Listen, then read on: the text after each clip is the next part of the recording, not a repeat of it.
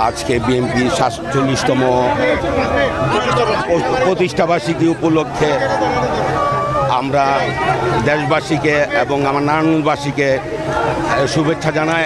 সাথে সাথে আমার শহীদ প্রেসিডেন্ট জিয়াউর রহমান স্যার এই দলের প্রতিষ্ঠাতা, তারও মাফেরাত কামনা করি এবং আমাদের দেশ নেত্রী অসুস্থ আছে, তারও সুস্থতা কামনা করি।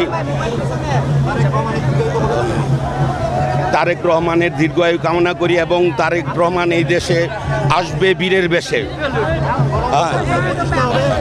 নারায়ণগঞ্জবাসীকে এই মেসেজ দিতে চাচ্ছি যে আমার দেশবাসী আজকে আমাদের নির্বাচন হবে আর আমাদের নারায়ণগঞ্জের সন্ত্রাস মুক্ত এবং মাদক মুক্ত একটি সুন্দর সমাজ গড়ে তুলব ইনশাল্লাহ। সবার সহযোগিতা কামনা করি।